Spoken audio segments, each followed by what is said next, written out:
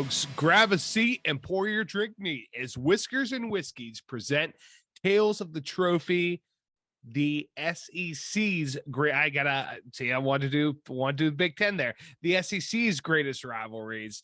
And maybe I'm just a little bit tired too, man. Well, hell of a week one of college football.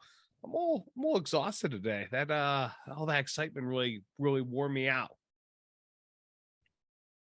Yeah, those were some really good games. I mean, all day yesterday. It's it's kind of getting acclimated with who transferred where, what coaches where, high expectations and preseason rankings, and how flawed those can be. I feel like we ran the gambit yesterday with all of that. Yeah, it was definitely exciting. I mean, yeah, week one's kind of hit or miss sometimes, but I think I was pretty well entertained from the first kickoff until the very end. So, yeah, we know you're well entertained. Hey, man, I think what EJ's alluding to is the Iowa game, Iowa South Dakota State ended 7-3. But for those of you who didn't watch, it was the most unconventional 7-3 of all time, because that the only scoring plays were 2 touchdowns and 2 safeties. I live bet the under field goals. A total, sorry, 2 field goals and 2 safeties. No touchdowns in that game. Get real. No. I live bet the under. The game total was 15.5 at the end of the third, and I took the under, and it won. I was thrilled. It was an absolutely beautiful. That's really when the tide turned for me. Not that like things were going really terrible in the morning, but that's when things really picked up steam for me on from the old gambling perspective. So quite a lucrative day yesterday, fellas. It was a lot of fun. And I mean, you juxtapose that to the 63-61 game between Appalachian State and North Carolina. It was the games really ran the full spectrum there. Same sport, believe it or not, I had a little bit different weekend. I only caught maybe a game and a half because I spent most of the day in a dealership doing car stuff. So I was watching on my phone as much as I could. Car stuff. Yeah.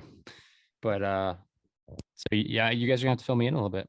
Is a sexy new whip though. Yeah, I mean, that well worth it. I would have skipped the games yesterday to pick that thing up too, man. I mean, week one, I know it's exciting, but most of the games, at least the ones I cared about, were kind of, you knew it was coming.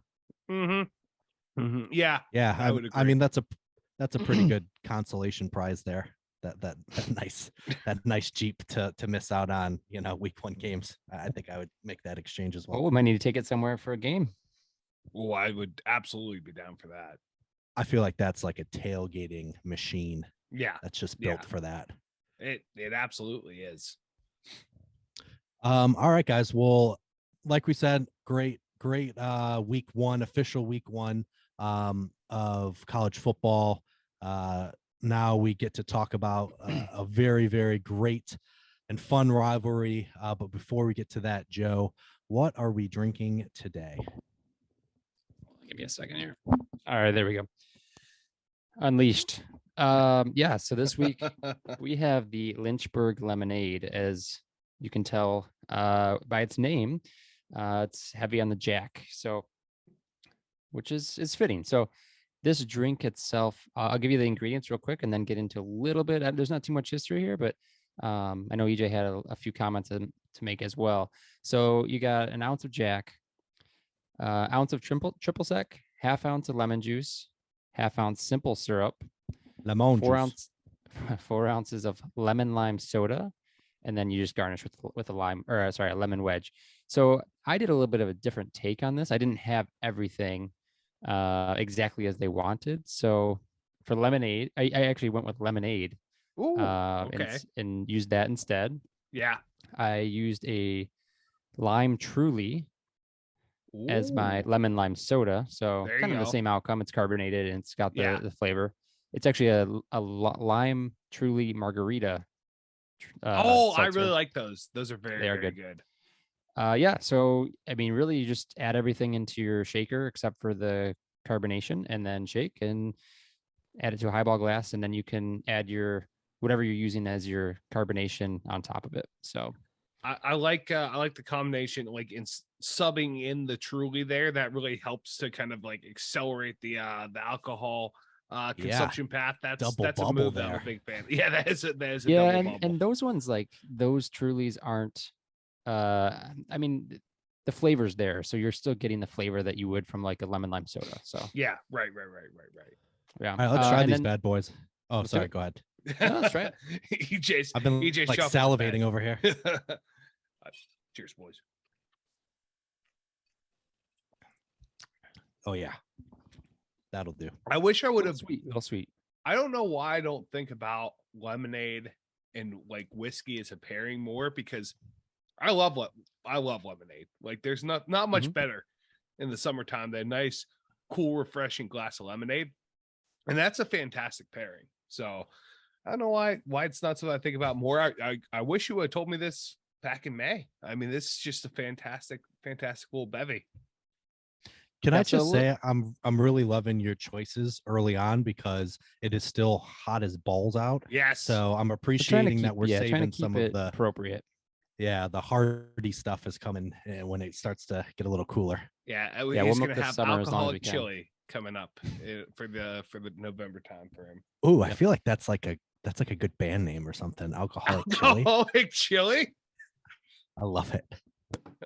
So just a quick history on this. There really isn't much. I found a story, and you guys saw this as well. But I guess this drink was created in Huntsville, Alabama, of all places, not in Lynchburg or even in Tennessee.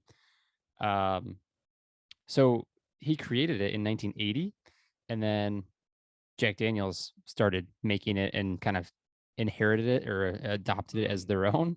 He sued them and he lost, and that's kind of where it left us. Is they're still making it, and he got pissed and couldn't really do anything about it. So what a perfect segue. I don't even know if that was like purposeful.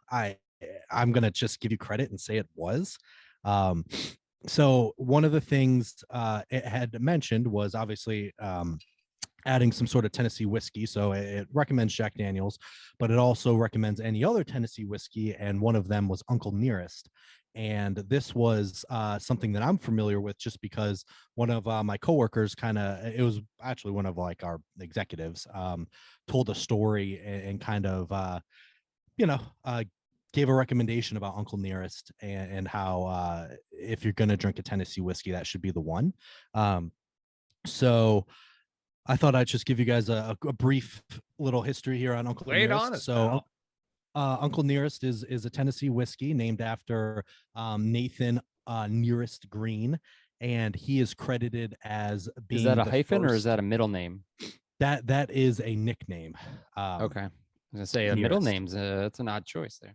No, yeah, that was a nickname. I'm not sure where he actually got that nickname. But he is credited as being, yeah, exactly, being the first African-American distiller in America.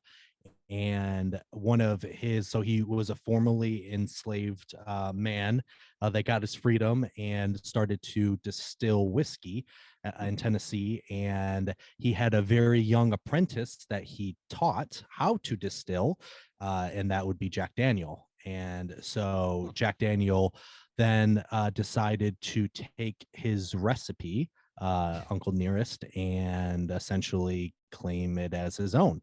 And kind of whitewashed him, especially as back in the 1800s, out of his own recipe, and denied it all. And honestly, it's really, really hard to find information on this because of like the PR push Jack Daniels did to kind of like modern day to kind of sweep it under I the don't know, rug. say hide, but I think you could probably say hide. Yeah, I think that's pretty safe. Pretty safe. So they're trying to hide that. Right. So it took decades, or well past decades, 100 years. And in 2017, the family of Uncle Nearest actually had documentation that showed that Jack Daniel's recipe was actually Nathan Green's. And so I think it didn't go public. I think they came to an agreement with current Jack Daniels company to reach an agreement where, you know, they kind of don't talk about the past, but they can use the recipe moving forward and, you know, and kind of just do their own separate thing. So they did that. And he also had some very cool modern day, I guess, familial, that's probably the word, information as well. So in 2019, it was announced that Victoria Edie Butler would become the first African-American female whiskey master blender and lead distilling operations. And she's a descendant of Nathan Green. Oh, nice. So his family lineage lives on. And they actually, now Jack Daniel and Uncle Nearest have come together and announced a new initiative to create a distilling school for people of color. And also, I believe they have another initiative to invest in minority funded and owned spirit brands.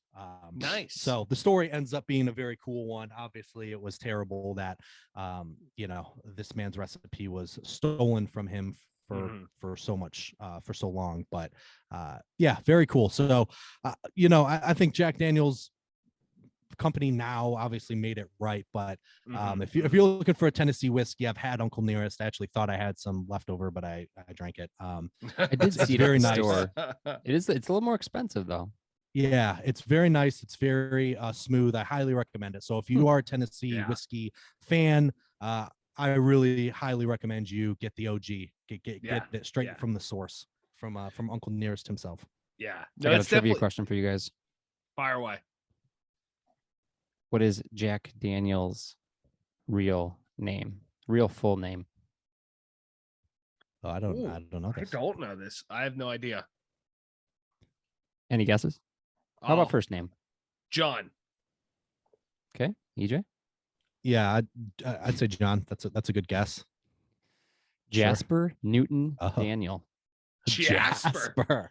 Yeah, guess he just went by Jasper. All right. Yeah, he died in 1911. That's definitely an old ass name. Like, that's the name of a guy who for sure is gonna whitewash you out of history. You know, like that.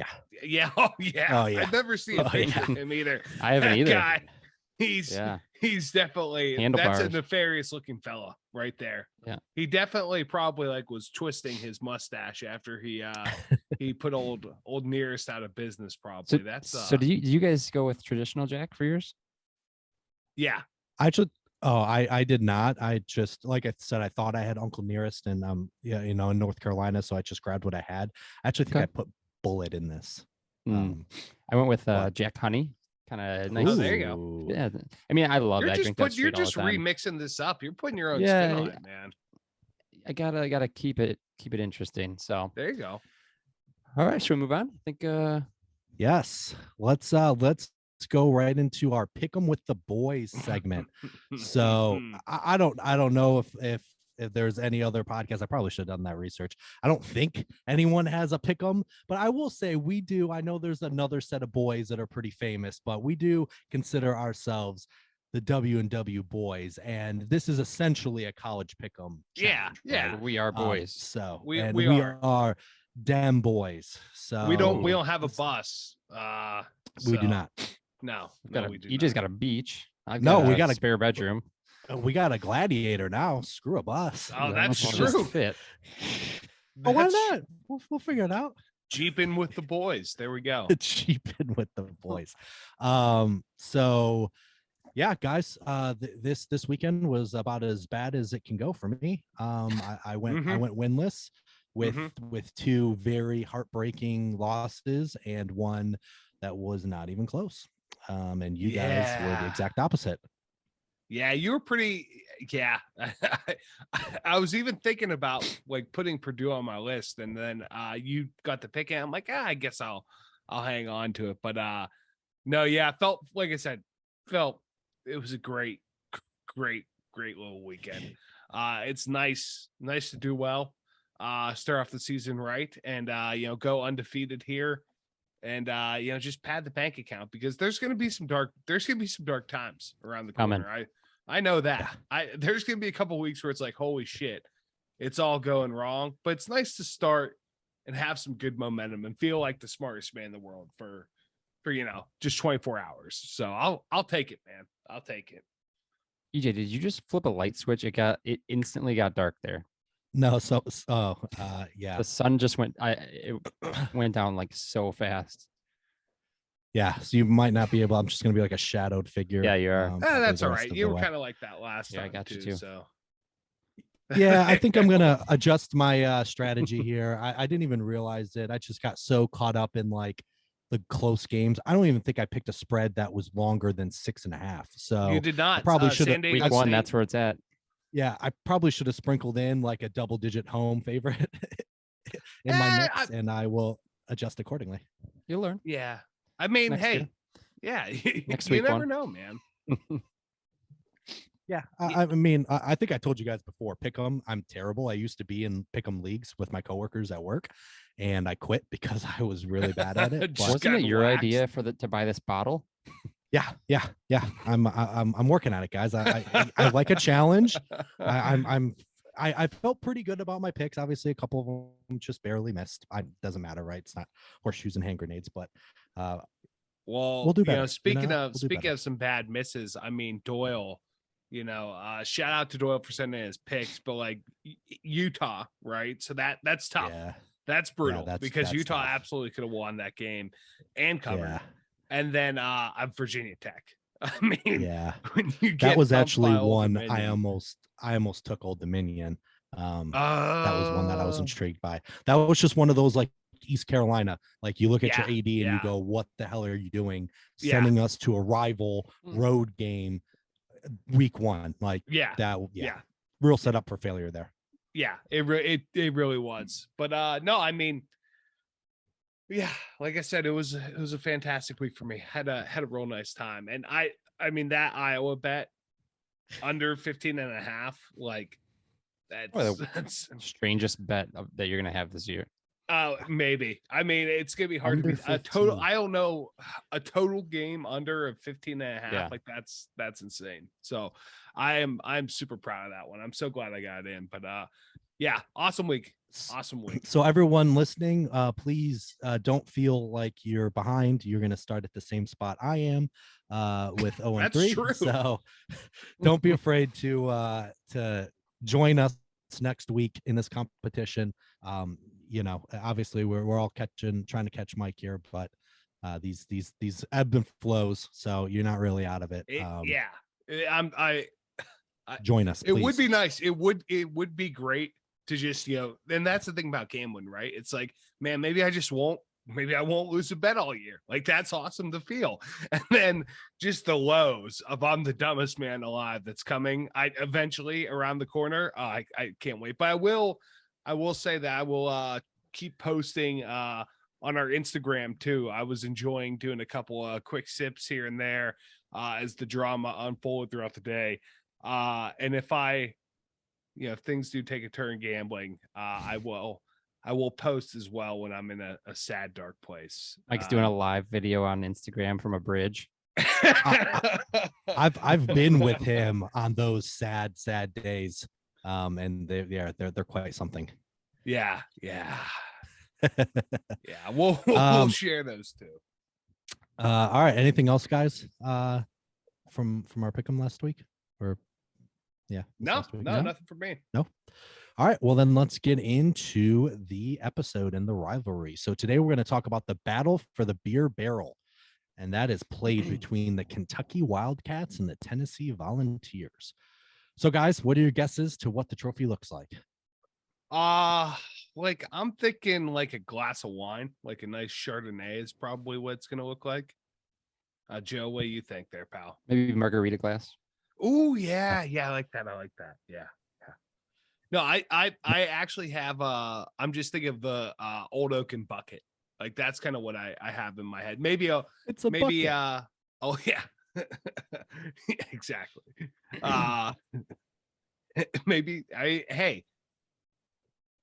a beer barrel is a much better way to represent a state than a bucket. That's for damn sure. I'll say that. But yeah, that's kind of what I'm thinking. Just in, something with a little brown bucket. or Yeah, I'm Oak hoping Bucket it's like vibes. like a weathered, old, dark wood, like Got some patina, a full on that. size barrel where like you can hold it over your head. Oh, Hopefully. you think it's full sized? I hope so. Yeah. Okay, gotcha. I was thinking like a little like the what are those dogs called? The Saint Bernards, where they got the little like beer barrel under their or it's like whiskey or something On the under collar? their yeah. Yeah. That's what I'm thinking. I hope it. Yeah, I hope it's a big boy, like full size. You can raise that. I mean, obviously it's empty. Maybe you're not. Maybe it's not. Maybe they celebrate with it. Now that's a trophy. If I was gonna say hold it over your head, refill it with beer. Oh, there you go. Freshman, divert your eyes. Right. We're drinking. Well, we will get into that a little bit later. But before we get into the history of this rivalry, just a quick little segment here. Quick little either or, Kentucky and Tennessee style.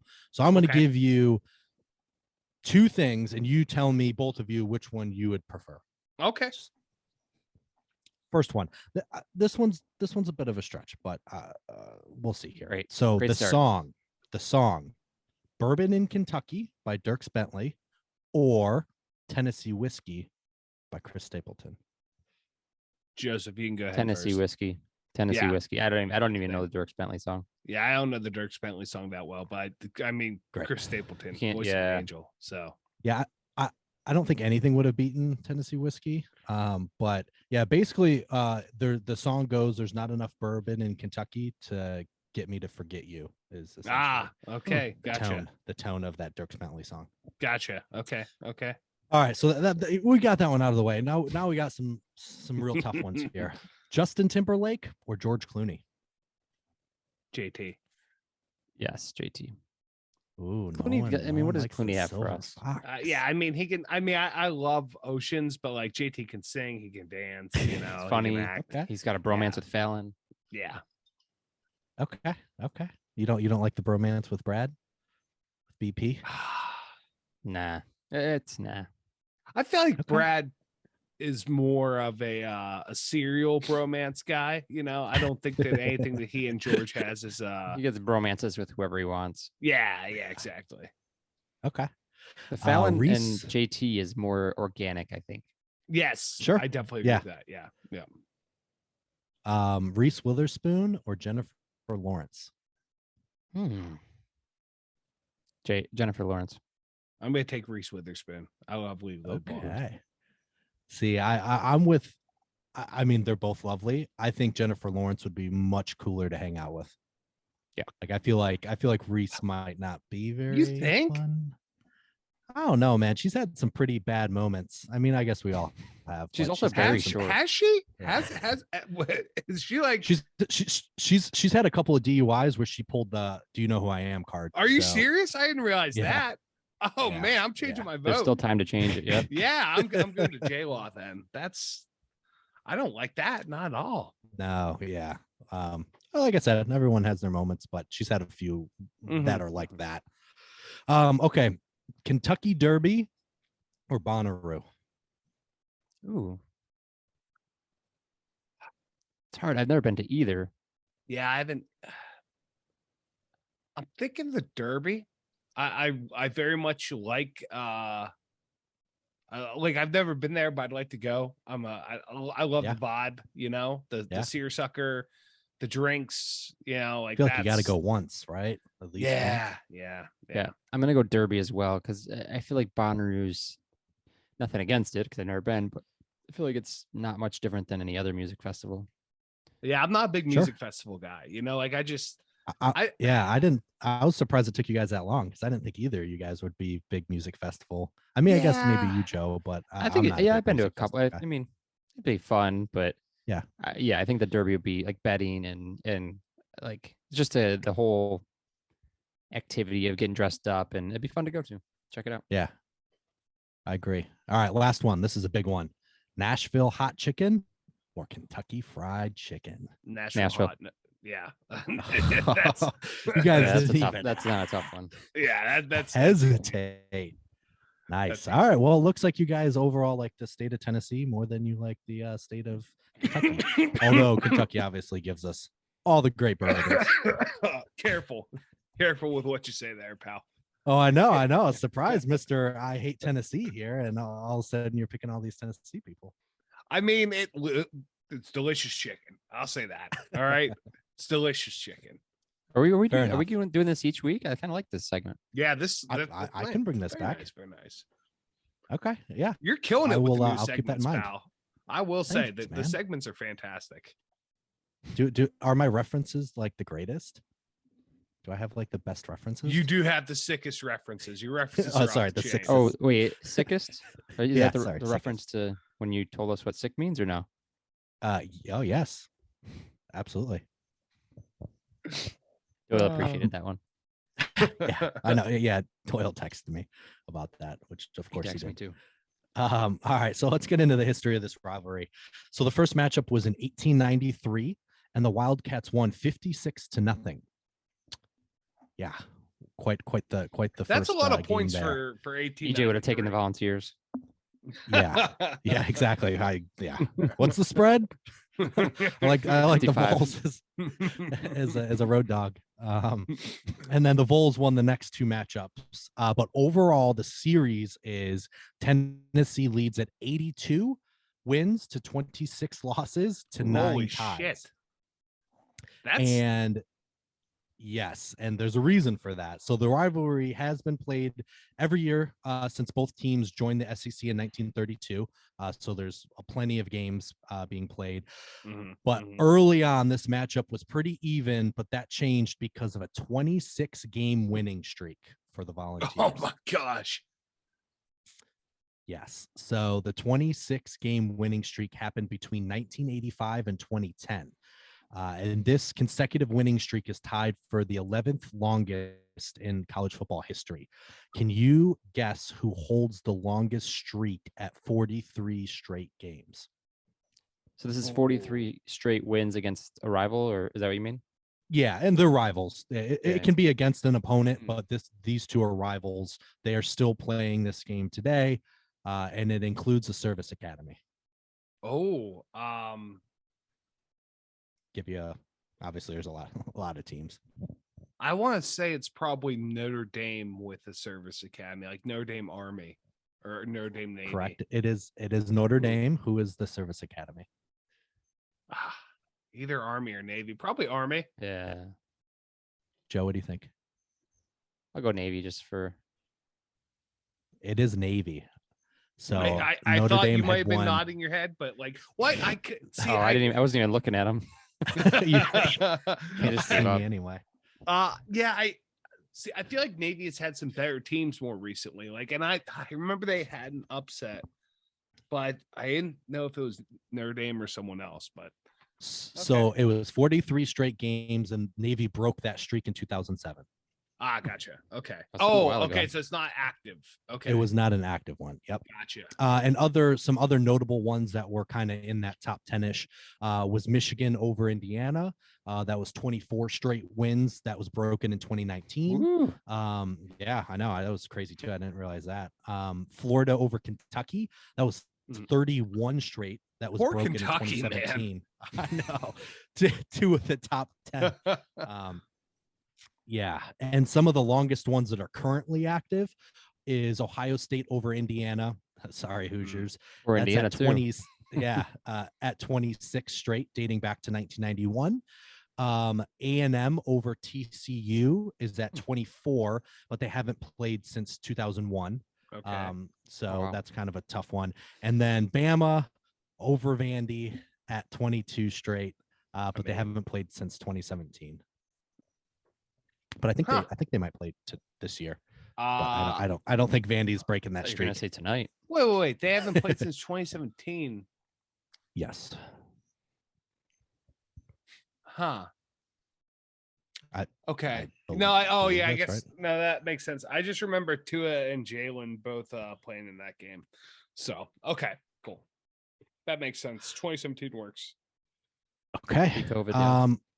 So the Wildcats did not win any games against the Volunteers during the 1940s, the 1990s, or the 2000s. and the only decade of the SEC era in which Kentucky posted a winning record against Tennessee was in the 1950s when they went 6-3-1. And that was largely due to the Kentucky coach at the time, who was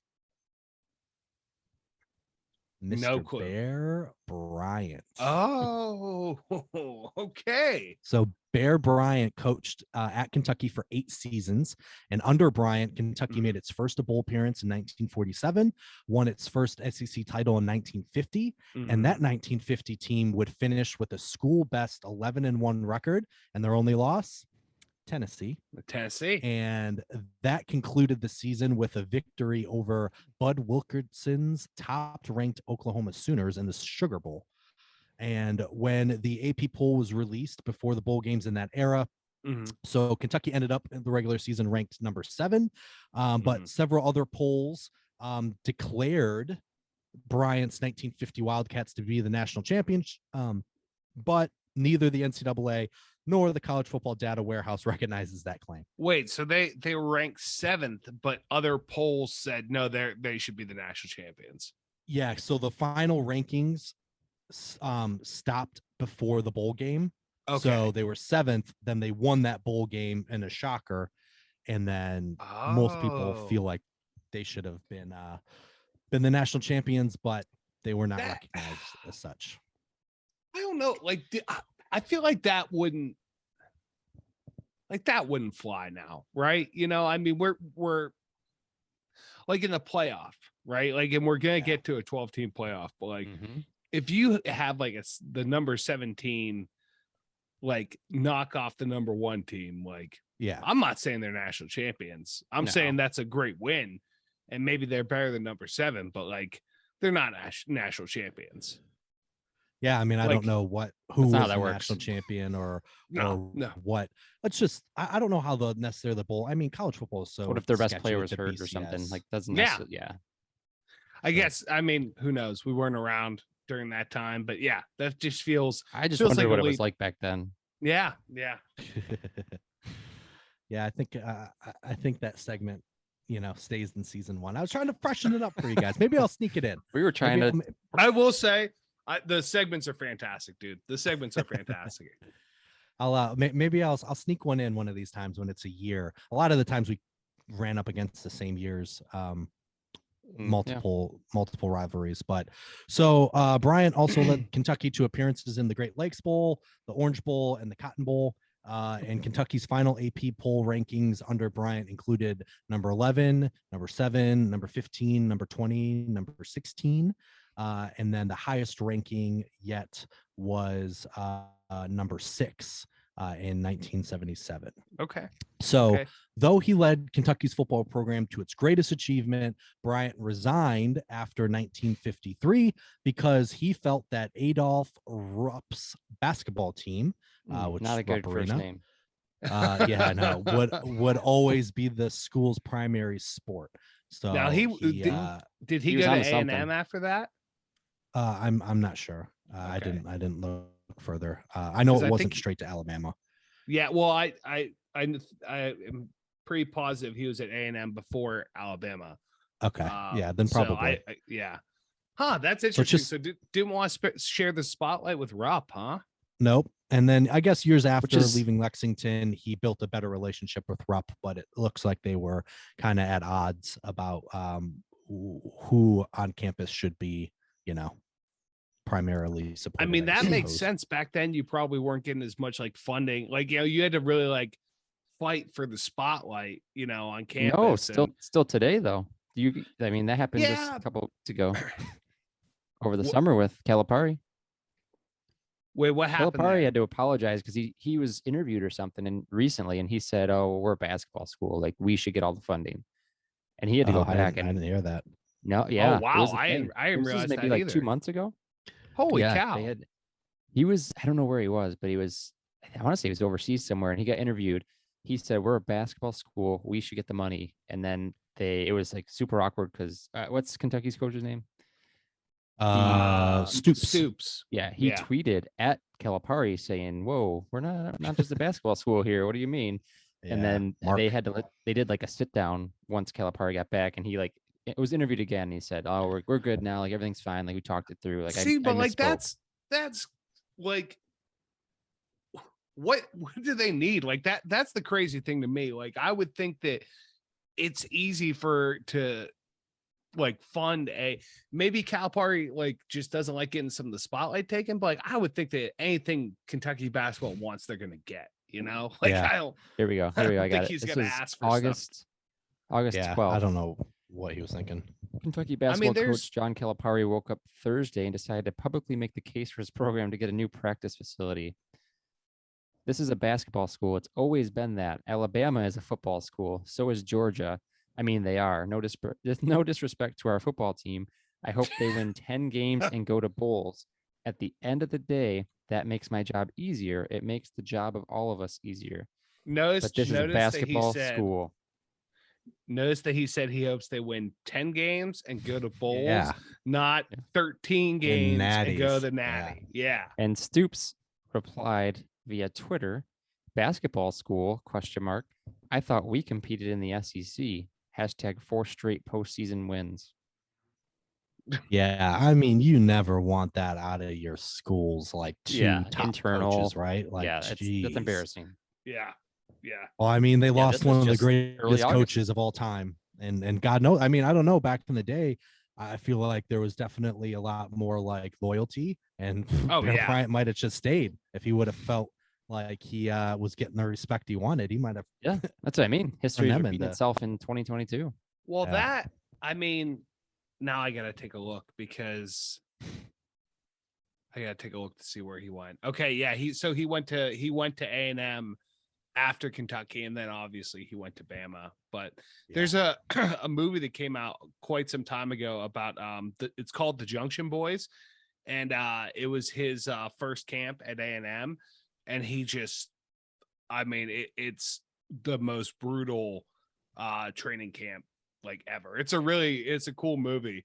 But yeah, he was just so brutal. Like a bunch of people quit and stuff like that. So, yeah. And then he went to, he was only 25, 14, and 2 at A&M, and then he went to Bama. So.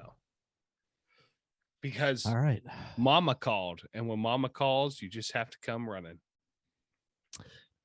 All right, well, why don't we get to the belle of the ball here? Why don't you guys scroll down and tell me what your thoughts are on this? Oh, it's French. I was thinking it's it looks like I wasn't thinking French. It's a French barrel. Why'd I blank out? A French ass name, Yvonne. It's whatever. Anyways, I can't so it's a wooden barrel. Looks like it's a full size beer barrel. It's literally painted red, white, and blue in orange flag. It's is it orange? It's that orange that you can't sit it's with. Tennessee orange. Okay, Tennessee. Let me see. Yeah. Okay, so it's not what I thought it was. It does look like the French flag, though. It does look. It does indeed look like the French flag. So the white in the middle has the year, and then the left has Tennessee's score in the orange, and the right has Kentucky's score in the blue. Yep. And it looks like it's just written on there with like a Sharpie. Yeah. I like that. I like it too. It's very simple, and it is big. Peyton? I mean, what's that? We got Peyton Manning holding. Oh yeah, I scrolled down. Okay, we got. Peyton oh man, you guys scrolled a little far. Oh, sorry. You said we could look at it. Sorry. Spoiler alert. Well, I figured. I didn't say we could look at one picture. I figured with that winning streak that obviously Peyton's gonna hoist this bad boy. Yes, and actually, then we got Vince McMahon holding it in the second picture. Oh shit, that does look like Vince. Peyton's holding that is actually a very monumental moment that I will get to in about 2 minutes. So the barrel was introduced in 1925 by a group of former Kentucky students who wanted to create some sort of material sign of their school's supremacy at the time in the rivalry. And it was rolled onto the field that year with the words ice water painted on it because I was gonna say they 1925. Yeah, they wanted to avoid any right? outcries over alcohol drums, Yep, there you go. symbolizing a college rivalry during the Prohibition Look era. away, freshman. Yep. So they just put ice water and look away, United States government. Really? Yeah. So while the trophy was ceremonially awarded to the game's winner each year, it took some unauthorized trips over the years. So Tennessee lost to Kentucky in 1953, but several students from Tennessee keg-napped the barrel Nice. Nice. and kept it hidden in Knoxville until Kentucky students retaliated by dog-napping Smokey. Oh, that's brutal. You take the barrel, we're going to take your dog? Yeah. And so that kind of set in motion, a series of additional pranks over the years between the two schools. I love a good prank and some theft. I feel like it's been a while since we've gotten some trophy theft. Yeah. So it's nice to have that segment back here. And so that was the only time the beer barrel was involved. Other things were just various things taken from each other's campuses. And the trophy lasted all the way from 1925 through 1998. So for 72 years, those two teams traded the barrel back and forth. But the year 1997 marked the last year that the barrel would make its appearance in the annual matchup. So a week before the Vols faced off against the Wildcats in 1998, tragedy hit as two Kentucky players were involved in a fatal alcohol-related car crash. And the Kentucky... Yeah, so Kentucky athletic director at the time, C.M. Newton, made the decision that the trophy referencing alcohol was not appropriate considering the circumstances. So the trophy ceremony was canceled for the 1998 game, and both schools later agreed to permanently end the tradition. So it's done. The trophy's done. Done. And as you see, Peyton Manning, that picture was the last time that it was awarded. Wow. So the barrel itself was in Tennessee's possession when the tradition was discontinued, and according to Kentucky Sports Radio, the beer barrel is stored in a football equipment cage at UT. And there have been recently, I think it was right before the pandemic, renewed talks to bring back the barrel, but there has been no real movement on the topic as of now, but there definitely has been some discussion. Yeah. Right. For real, man. Bring it back, guys. Leave it to Tennessee to screw up a good thing, Like, come on, guys. Yeah, this is label it water again. Ice water. Right, label water. Yeah, I think it made sense at the time. I think, Oh, yeah, to skip it that year, sure, but like yeah, you can't do it makes sense. It's been back. Right. Yeah, it's been some time now. It's been 25 years or so. So yeah, like I said, Peyton Manning, that year, that picture, lovely picture of him, that was the last year it was awarded. And unfortunately, this game will share the spotlight with the Florida-Georgia game on October 29th. So we will have to preview. We are going to talk that week. We will talk about Florida-Georgia. That will be the rivalry that we go into. But we will preview this game at the end of that episode at the Halloween weekend. Cool. So that's going to do it for us, guys. So why don't we get to our rankings here?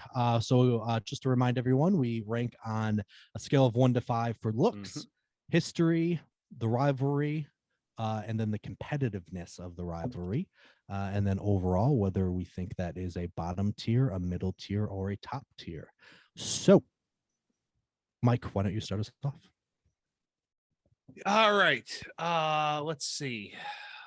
Say looks 4. I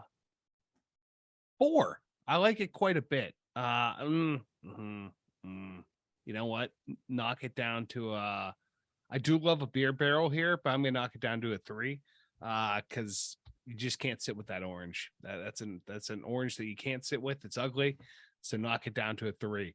But I do think it looks pretty cool. History, I mean, they just kind of rolled a barrel onto the field and said, "Hey, let's do it." Sure. It's kind of lazy. So I'm gonna say a 2, maybe for the history here. The rivalry of itself is obviously. Oh wait, hold on. We have to consider rivalry differently than competitiveness of the rivalry. I do like this. Okay, so then the rivalry itself. I like that there was some theft. I like that there was some pranks. Tennessee and Kentucky do still, I think, very much hate each other. So I'm gonna say like a 4 for the rivalry, and then competitiveness, I'm gonna say a 1. That record is ghastly. Okay. Joe. Oh, sorry. And overall, sorry, yeah. Overall, like bottom tier. Okay. Joe. All right, looks. I'm gonna go 4. I think it's pretty much exactly what I was envisioning, minus the French flag. So we'll go 4. History. Let's go 2. What do you say? We can do halves. 2.5.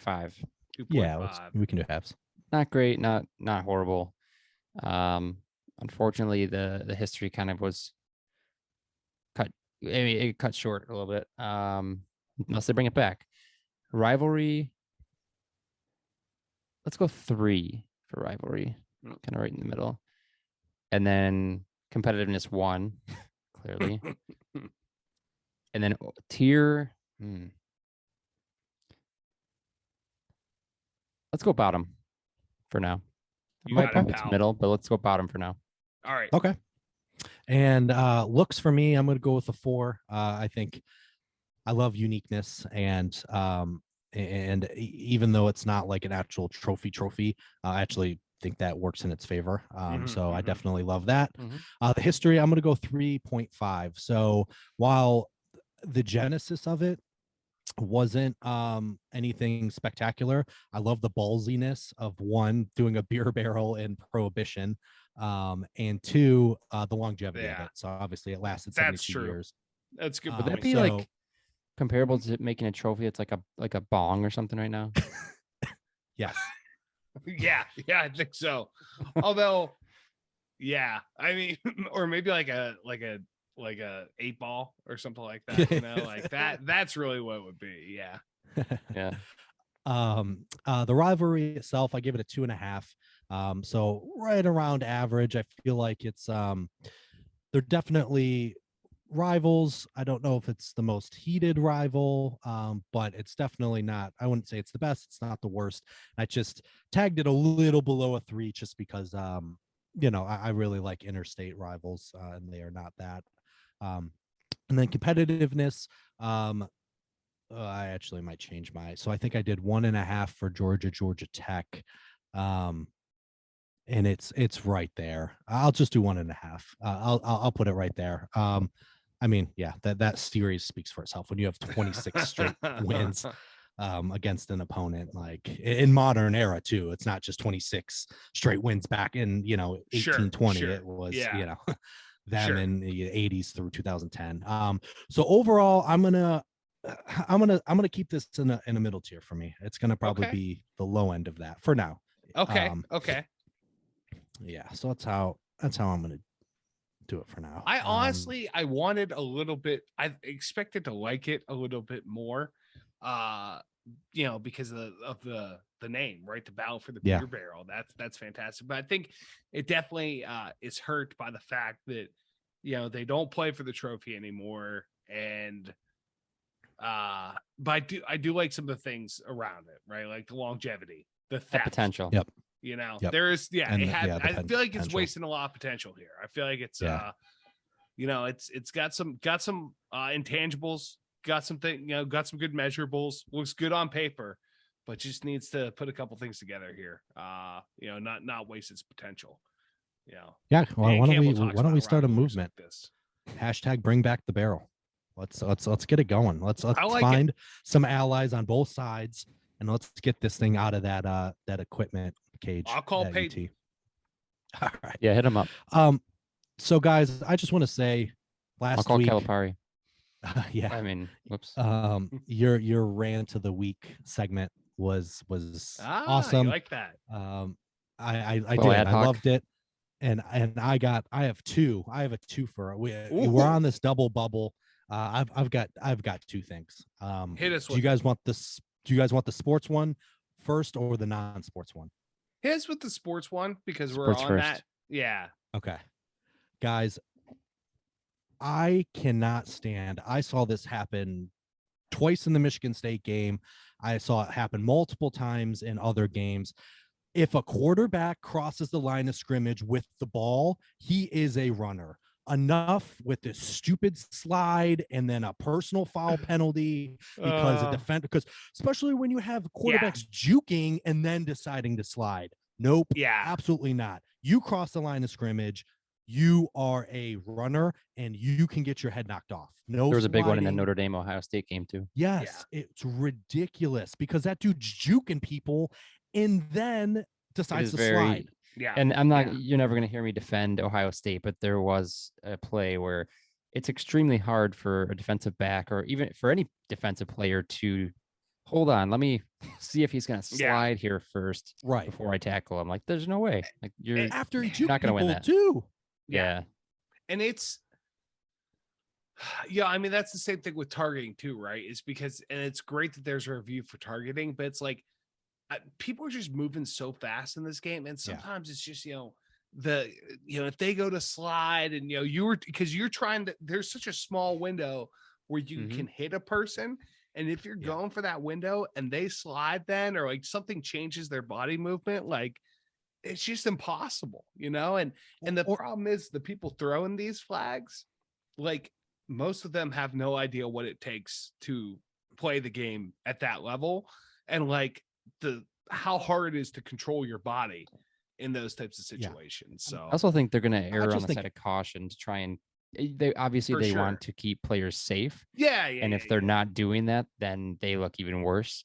So it's kind of like, yes, they want to keep them safe, but also two, they look like they're not doing their job or they could get in trouble or fired or whatever if they're not enforcing that. And that's true. It's not, and that's doesn't why make the it right. rule has to change. Yeah, like as far as them enforcing it, they have their hands tied. It's same with targeting. I get it. But like, and I'm glad these changed the Kenny Pickett rule of him fake sliding. But when you got quarterbacks that are mobile and juking and then last second decide to slide, absolutely not. You cross the line, you're running back. Running backs don't get to slide when they're tired and don't want to get hit by safety. Like, no, absolutely not. Done. Can't stand it. I'm sick of it. Rant one done. Rant number two. Guys, this is honestly gonna like I really need to know your answer here. When you're putting a toilet paper roll on the little thing, right? Whatever your holder, do you put the flap that you're pulling from over top? You can't see my hands. Over top, or do you do it from underneath? Over. How do you do it? Over. My wife does it under, and it drives me insane. It's supposed to come over down to you. Yes. And you don't pull from underneath. Thank the Lord. And when if you're really under, feeling good, you can fold it into a little corner, fold it, make it look nice. My wife and her whole family do it under, and I can't stand the under.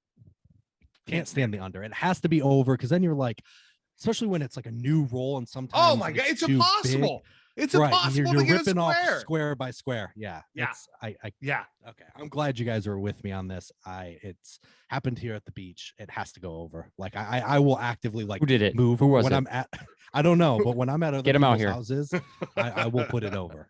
Like I'm not playing that game. When when it happens here, like I change it, but like I will go so far that if it's a new roll at my in-laws' house, I will take it off, switch it, and then like flip it back whenever I'm done. Because like I don't want to do that. I don't want to be rude. Like I want to impose my will that way. But whenever I'm using the bathroom, I will flip it. I will flip it around. Yeah, it drives me absolutely crazy. But that's just so just to dig in a little bit further. What did this happen early on in your stay, or was this after a little while? No, this has been from the get-go. Like soon as first shit here, like trying to get some toilet paper, and it's on the under, and it's just and it was a brand new roll. So it's not really you don't have to play Survivor in that house to figure out who it is. I don't think so. I'm honestly, it could have been provided by the rental unit. I don't That's think what I we was had to getting at. bring ours. Yeah, I don't think so. I mean, we had to bring a lot of our own stuff. It could have been someone in this house. They're gonna get 1 star. That's it. That's what it Yeah. comes Yeah, down to. yeah. I mean, Yeah. that's what happens. You go under, Toilet you get paper on one the right star. way. So- Okay, guys. Oh, sorry. Anything else on this rant? Before we wrap, not a rant, but I do have a live comment from our Better of the Week, Nick Doyle. I Okay. reached out to him earlier. I just said, "Hey, man, we're recording. Do you have any comments on your picks?" Okay. I quote, "Home dogs are always the pick. Never pick against the home dog. Doesn't matter if it's ACC versus FBS, the home dog will cover." End quote. That's all he That has to sounds like a say guy to that was- defend his. All right, fair enough. Doyle, we'll So- see you next week, pal. Yeah. Looking He's got to forward to it. redeem himself. And that's gonna do it for us this week, guys. So follow us on Instagram at whiskers.whiskies, and please subscribe to our YouTube channel. And don't forget to check out our Saturday morning pick'em with the boys challenge. And join on please- in. Please send us your favorite bets for the weekend. You're gonna start off at the same point as me, so please join on. Don't be afraid. Challenge us, please. So join us next week when we talk about the Battle Line Trophy. For Mike and Joe, I'm EJ. Always remember, too much of anything is bad, but too much good whiskey is barely enough. Cheers, boys.